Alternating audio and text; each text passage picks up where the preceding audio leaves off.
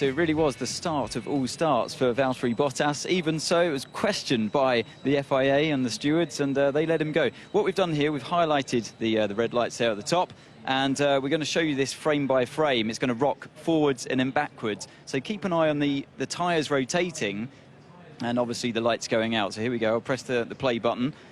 So you go. It coincides on the exact frame of when the red lights go out. That's why when I looked at it real time, I just couldn't decide whether it was a jump start or not, and we needed to rely on the data.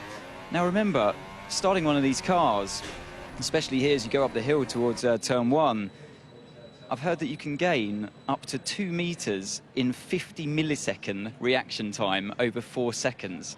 So just think about that one as we go to Sebastian Vettel's onboard, because you can clearly see on this one that his reaction time isn't as good as Valtteri Bottas. So lights go out and the car just there, his reaction's slightly slower. The car does this kind of lurch forwards, but then it bogs down.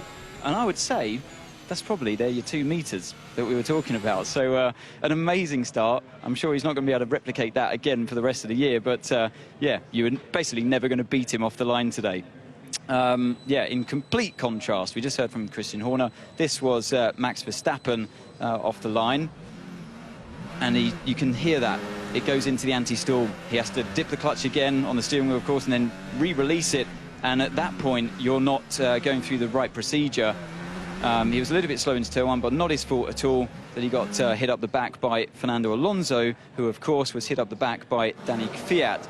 Now, you see a slow starting Renault on the left-hand side there of Hulkenberg, and his teammate, he draws alongside, and he's probably a bit too focused on that, and unfortunately locks up the tyres. A real one of those mistakes that you just really regret as a driver inside the car, and this is what it looked like from off-board, of course, the first view that we saw.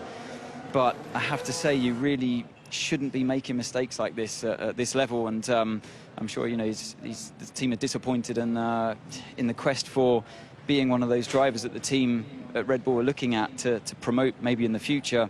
Things like this, really, they don't help you at all. So, yeah, he's got to pick himself up yet again from this one and move forward to Silverstone and hopefully have a better race.